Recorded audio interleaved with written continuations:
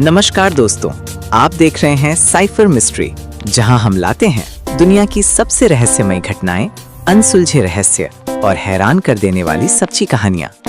अगर आपको रहस्य और इतिहास से जुड़ी ऐसी ही दिलचस्प कहानियां पसंद है तो चैनल को सब्सक्राइब जरूर करें। तो चलिए शुरू करते हैं आज का रहस्य। एक रात में पूरा गांव क्यों गायब हो गया? जी हाँ, राजस्थान के जैसलमेर से लगभग 18 किलोमीटर दूर रेगिस्तान के बीचों बीच एक ऐसा गांव है जहां आज भी सन्नाटा बोलता है। टूटी हुई दीवारें, खाली गलियां और हवा में अजीब सी बेचैनी। इस जगह का नाम है कुलधरा। कहा जाता है ये गांव एक ही रात में खाली हो गया था और जाते जाते लोगों ने ऐसा श्राप दिया कि आज तक यहां कोई बस नहीं पाया। लेकिन क्या ये सिर्फ एक कहानी है या इसके पीछे कोई और सच छुपा है? आइए 200 साल पीछे चलते हैं। 18वीं सदी में कुलधरा कोई खंडहर नहीं था। ये पालीवाल ब्राह्मणों का समृद्ध और व्यवस्थित गांव था। पालीवाल लोग बेहद बुद्धिमान माने जाते थे। उन्होंने रेगिस्तान में पानी बचाने की अनोखी तकनीकें विकसित की थीं।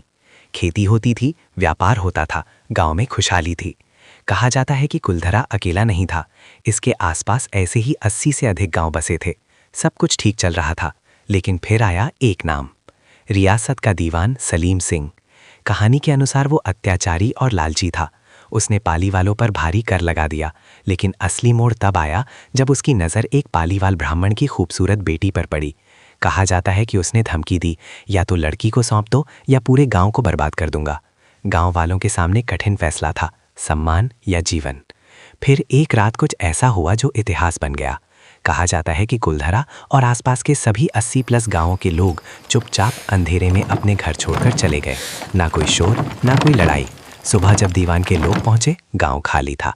चूल्हे ठंडे थे, दरवाजे खुले थे, लेकिन इंसान कोई नहीं।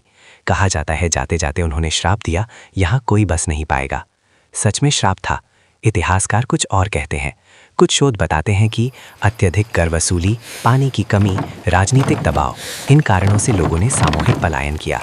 लेकिन सवाल ये है, इतने बड़े पैमाने पर एक ही रात में इतनी गोपनीयता से कैसे, और वो भी बिना किसी रिकॉर्ड के? आज कुलधरा एक पर्यटन स्थल है। लोग दिन में घूमने आते हैं, लेकिन रात में रुकने की अनुमति नहीं है। कई लोगों का दावा है कि रात में कदमों की आवाज़ सुनाई देती है, फुसफुसाहटें सुनाई देती हैं, अजीब परछाइयाँ दिखती हैं। वैज्ञानिक प्रमाण भले ना हो, लेकिन रहस्य आज भी जिंदा है।